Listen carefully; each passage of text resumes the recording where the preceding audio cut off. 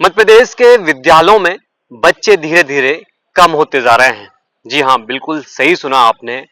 10 साल में 21 लाख बच्चे कक्षा 1 से लेकर 8 तक के बच्चे कम हो गए हैं और इसमें शासकीय विद्यालय ऐसे हैं जहां बच्चों की लगातार गिरावट आ रही है।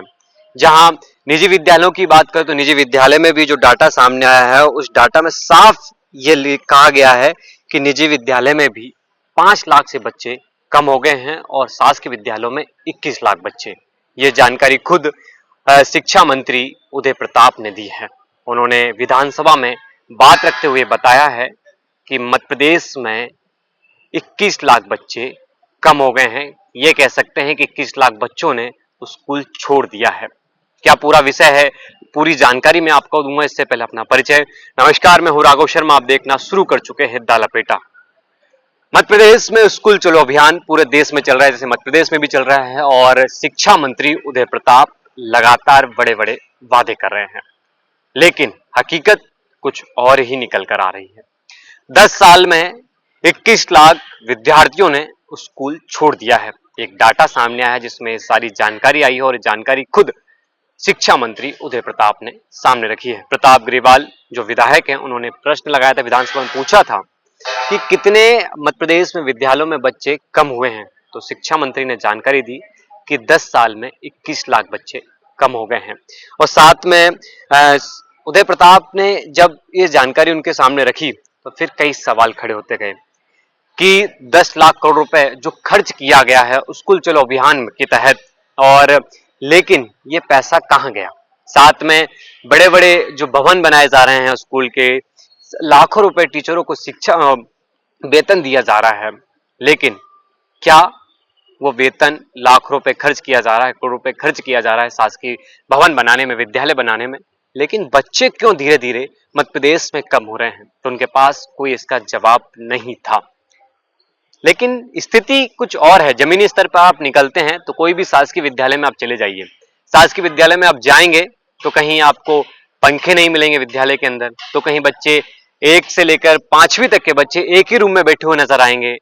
4 क्लासों को सिर्फ एक ही टीचर पढ़ाते हुए नजर आएगा। पहली, दूसरी, चौथी में चारों क्लास को इकट्ठा बिठा लिया एक कमरे के अंदर और एक टीचर सबको पढ़ा रहा है। शासकीय विद्यालयों की स्थिति इतनी गिर गई है कि कोई भी अपने परिजन जो कह सके माता पिता, कोई भी अपने बच्चों को शासकीय विद्यालय नहीं भेज सकता। लेकिन जबकि शासकीय विद्यालयों में करोड़ों रुपए का बजट होता है, लाखों रुपए शिक्षक को सैलरी दी जाती है, लेकिन स्थिति जमीनी स्तर पर ऐसी होती है कि कोई भी बच्चा वहां पढ़ना नहीं चाहता। जब इस विषय पे उदय प्रताप से पूछा गया कि क्यों बच्चे कम हो रहे हैं, तो उदय प्रताप सिंह जो मंत्री हैं, शिक्षा मंत्री, वो क्या कुछ कहने, वो भी सुनिए आप। नहीं, मैं इसको इस तरह से नहीं मानता। अभी हमारा बच्चा जो हम शासकीय स्कूल में उसे पहली क्लास में लेते हैं, 6 वर्ष के बच्चे को लेते हैं, और लोगों का माइंडसेट ये है कि बच्चे को नर्सरी KG1 से भेजना चाहते हैं। तो नई शिक्षा नीति में भी ये प्रावधान किया गया। सबसे पहले तो हम लोगों ने नर्सरी की क्लासेस चालू कराई, लगभग 5000 स्कूलों में हमने ये व्यवस्था की। इस साल हम उसको और आगे बढ़ाने वाले हैं। तो उससे हम छोटे बच्चों, क्योंकि एक बार बच्चा अगर नर्सरी के प्राइवेट स्कूल में चला गया तो फिर वो वहीं कंटिन्यू करता है, वो पहले से वापस नहीं आता शासकीय स्कूल में। तो हम एक तो एडमिशन की पद्धति को हम बदल रहे हैं, धीरे धीरे बदलाव लाएंगे कि नर्सरी से हम KG1 से बच्चे को अपने यहाँ पर दर्ज करना चालू करें। दूसरे, जो 30 अप्रैल को बच्चा 6 साल का होगा उसको एडमिशन हम देंगे। तो इसमें हम लोगों ने कहा है कि जो बच्चा 30 सितंबर तक 6 वर्ष का होगा हम उसको एडमिशन देंगे। तो ये इससे भी जो हमारा पिछले वर्ष कुछ एनरोलमेंट कम हुआ था उससे भी हमको मुझे लगता है राहत मिलेगी। तीसरा, हम अभियान चला रहे हैं। 1 अप्रैल को पूरे प्रदेश में प्रवेशोत्सव का अभियान चलाएंगे। माननीय मुख्यमंत्री जी से हमने आग्रह किया है कि वो भी इसमें शामिल हो, वो सारे मंत्री विधायक अपने अपने क्षेत्रों में इसमें शामिल हो, और हम सामाजिक स्तर पर, शासकीय स्तर पर और जो राजनीतिक क्षेत्र के लोग हैं, दलों की सीमाओं से हटकर हम प्रेरित करें कि बच्चे शासकीय स्कूलों में जाएं। तो वो एक प्रक्रिया, अगर हम इसको बड़े स्तर पर अभियान चला सकें, मुझे लगता है कि जो पिछले दिनों में जो हमें थोड़ा शासकीय स्कूलों को जो है बच्चे कम मिलने की जो बात है, उससे शायद हमें। तो लेकिन सर उसमें ये भी बात सामने आई कि एडमिशन तो बच्चे शासकीय स्कूल में करवाते, लेकिन पढ़ाई कंटिन्यू 12th तक नहीं कर पाते।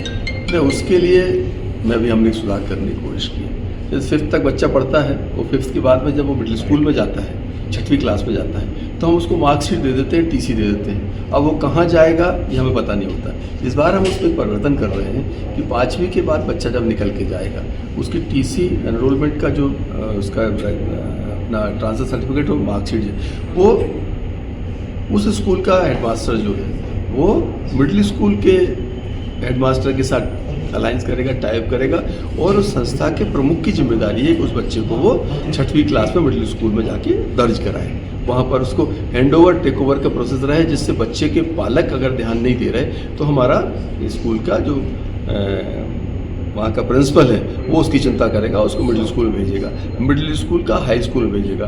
तो इस तरह का कैरी फॉरवर्ड की एक व्यवस्था हम विभाग में लागू कर रहे हैं। अभी तक क्या था कि बच्चे का पालक टीसी और मार्कशीट लेकर चला गया, पढ़ाएगा नहीं पढ़ाएगा वो चिंता करता था।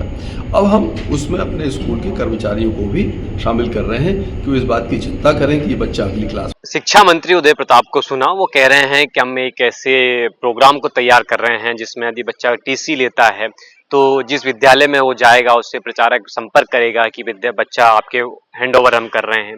ये चीजें तैयार की जा रही हैं, लेकिन सवाल ये कि क्यों मध्य प्रदेश में धीरे धीरे बच्चे स्कूल छोड़ रहे हैं।